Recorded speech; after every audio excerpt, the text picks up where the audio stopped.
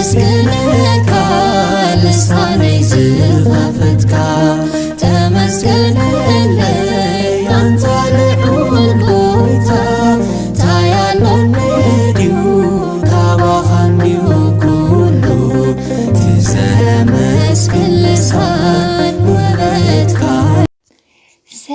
ሰላም ፍትዋትን ክብራንን ኣብ መላእ ዓለም ትርከቡ ናይ ቻናለይ ቤተሰብ ከመይ ትኾኑ? ኩሉ ሰላም እግዚአብሔር ይመስገን። ብወገነይ ሰላም እየ። ንስኻትኩም እውን በብዘለኹምዎ ሰላምኩም ብዝሕ ተረፍ ይበለልና። ክብራት ኣሕዋተይ ናይ ሎማዓንቲ ቪድዮ ዝኸውን ከዓኒ ውዕሎ ናይ ኣውደ ዓመት ናይ በዓል ልደት ማለት እዩ። ከመይ ኣሕሊፈዮ ናይ ሎማዓንቲ ውዕለይ ከሪአኩም እየ። ያው ብርግፅ በዓል ልደት ካብ ዝሓልፍ ሎማዓንቲ ዕለት ክልተ እዩ ገጠር ስለዝቐኒኹ ገጠር ከዓ ምንም ዓይነት ኔትወርክ ስለዘይነበረ ክለቅ ኣይከኣልኩን። ሓዚ ግና ከተማ መፅአ ሰሪሐ ዝለቅ ኣለኹና ያው ሰዓቱ ብዘይ ምርጋኣይ ብጣዕሚ ይቅርታ እና ክብራት ኣሕዋተይ ብወገንኩምስ ዓመት በዓል ከመይ ሓሊፍኩሞ? ብፍላይ ድማ ኣብ ስደት ትርከቡ ኣሕዋተይ ከመይ ሓሊፉ? ቤተሰብ ደው ኢልኩም ደስ ኢልኩም ውዒልኩም ክትኮን ተስፋ ይገብር። ዋላ ብመንፈስ ምስ ቤተሰብኩም ተራኺብኩም ብመንፈስ ደስ ኢልኩም ኣሕሊፍምዎ ክትኮን ተስፋ ይገብር ክብራት ኣሕዋተይ እና ያው ስኻትኩም እውን ብሰላም ብጥዕና ንዓድኹም መሊሱ ምስቶም ትፈትዎም ስድራ ቤትኩም ወለድኹም ኣሕዋትኩም ከራኸብኩም ድማ ናይ ኩሉ ግዜ ጸሎተይን ትምኒተይን ክብራት ኣሕዋተይ ስደት ዘለኹም ስደትኩም ይሕፅረልኩም ፈጣሪ እና ያው ኣነ ከም ትፈልጡኒ ያው ኣነ ሓፍትኹም ንብዙሕ ዓመታት ስደት እየ ነይረ።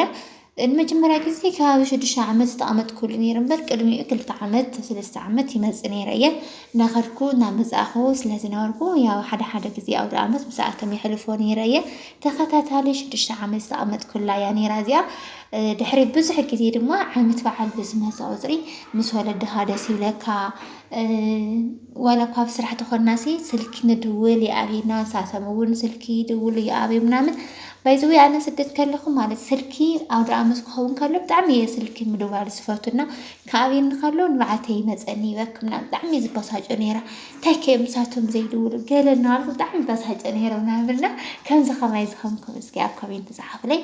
እዚ ኩሉ ሓሊፉ ግን ንመጀመርያ ግዜ ድሕሪ 6 ዓመት ምስ ቤተሰበይ በዓል ልደት ሕሊፍናዮ። በዓል ልደት ክንሕልፍ ከለና ድማ በጊዕና ሓሪድና ከምዛ ትሪእዎ ኣለኹም መዓንጣ ሓሙተና ቆራሪፅና ያው ከተማ መዓንጣ ሓሙተ ዱለት ይበሃል ብደቂቁ ብጣዕሚ ክትፎ ከምዚ ብጣዕሚ ደቂቅ ጌርካ እዩ ዝኽተፍ።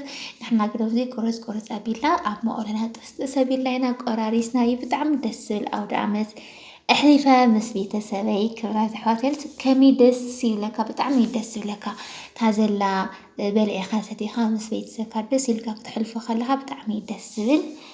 ኣብዚ ከዓኒ ናብ ስዋ ምፅማቆይ ኣትየዩ ማለት እዩ። ስዋ ምፅማቅ ብጣዕሚ እየ ዝፈቱ ባይዘወይ ቀደም ኣነ በኹሪ ናይቲ ገዛ ስለዝኾንኩ ቀደም ቆልዓ ከለኹ ማለት እዩ ያው ገጠር ቆልዓ ይብል ዓብይ ይብል ኩሉ ናብ ስራሕ ኢልና ኩሉ ናይ ገዛ ስራሕ ኣነ እየ ዝሰርሖ ነይረ። ሕዚ ናይ ቀደም ስራሕ ተዘይልኒ ስዋ ኣነ ተዘይፀመቕኩ ኢላ ኣብዚ ስዋ ይፀምቆ ነይረ። ሰብ ብጣዕሚ እየ ዝፈቱ ባይዘወይ። ኣብዚ ከዓኒ ስዋና ፀማሚቑና ቁርስና ሰራሪሕና ተሓፃፂብና ክዳውንትና ቀያይርና ኣብዚ ያ መዓንጣ ሓሙተ ቁርስና እናበላዕና ሕምባሻና ጌርና እናበላዕና ኢና። ኣብዚ ከዓ ካሜራማን ምንኣስ ንእሽተይ ሓፍተይ ማለት እዩ ያ ካሜራማን ትቐርፀኒ ዘላ ካብኡ እናሰሓቐትና ንስሕቕ ነርና ማለት እዩ። ክብራት ኣሕዋተይ ከመይ ደስ ይብለካ ብጣዕሚ ደስ ይብለካ። ብስልከይ ብቴሌቭዥን ክርኢ ከለኹ ከምዚ ተኣኪቦም ቤተሰብ ክሪኦም ከለኹ ስደት ዝነበሩ ምስ ቤተሰብ ክሕልፎም ከለኹ ክሕልፉ ከለዉ ዝሪኦም ዛ ብጣዕሚ እዩ ዝቐኒ ነይረና። እታ መዓልቲ ንሳባይ ኩና ስለዝረኣኽዋ ድማ ብጣዕሚ ደስ ይብለኒ ማለት እዩ። ክብራት ኣሕዋተይ ያው እዚ ገጠር እዩ። ናይ ገጠር እሞ ትፈልጡ እዮም ብጣዕሚ ደስ ዝብል። ኣነ ካብ ከተማ ብላዕሊ ገጠር እዩ ደስ ዝብለኒ ብጣዕሚ እዩ ቆንጆ እና ያው ደቂ ዓበይቲ ወይ ማዕረ ከምዚ እናበልና ቆራሪስና ናዋጋዕና ያው ኣሎ ኣሕዋተይ እውን ኣብ ስደት ዘለዋ ማለት ስደት ክብለኩም ካብ ዓዲ ውሽጢ ዘይኮነስ ውሽጢ ዓዲ ኮይነን ግን ድማ ዘይመፅኣፍቲ ኣውደ ዓመት ዘይተሓወሰ ኣሕዋተይ እውን ያው እዚ ኣነና ክልተ ምላስ ኣሕዋተይ ክልተ እዛ ትሪእዋ ኣለኹም መፀና حنت الله معايا خوينا إنا وعيلنا استرفاقنا يا وسرحني وعيلن كمجاجون سلزي خاله يا بب تارا مالتيو بب تارا أقص علي فاسي قادمو بحدك نوعل دما تسفاي قبر رقع بيتو ويو معري إنا ياو دسيلنا حريفنا يوز ولدي بعد بتعرم دسيلوهم زي ما عرفت زيا ياو نبز حمت الناس الليو زنا ما تقبز ألوت معازينا خمدينا مسكوالي نحلفو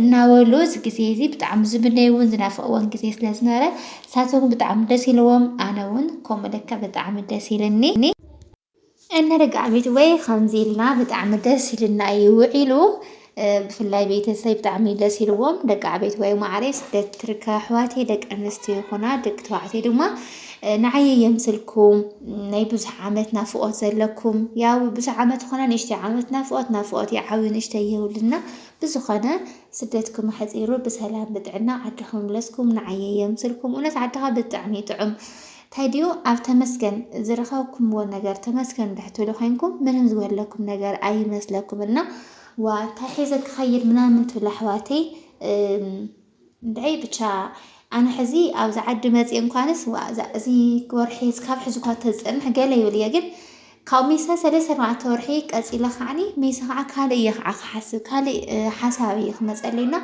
حدا كزي ناول بيملس كالكالخو بتهزلاتنا تمسكن تنولسي بتعمينا عدلنياتات مالت تيم يخلكم بتحتيكم زلسة كتر لكم سدت كيلوم عينوركم قولي دم زمز ألو بهيوس زي مزور ألو يازين عخاسكم آلي نقرأكمنا بفلاي السعود عرب حبشة واحدة عرب نتركه حواتين بر سدت بزح بوتاي بزح عينتيو حزي بس نسرعات هيوتهم نامرحون سريحهم زاتون نيبعلتهم جزا حيزهم نيبعلتهم هيوت حيزهم زنور سازي خنسي كم زخماي أمن داسب تزأمير كن أمن دا عرب كل كذي أفتحت مدام بناي مدام جامع تركيزنا نبر سواتين بر نقول لسدتنيات مالتي يخرجنا أو سدت عد عرب ترك حواتي بتهزلاتكن تمسكن الكن بسلام بدعينا عين برك خن حسكن عد خن تعرفن هافتخن نسيخن لحواتنا نياكل على تلحيمن أكلتهم قليلا بهيوت زي ما زاونا لوا الذين عاتن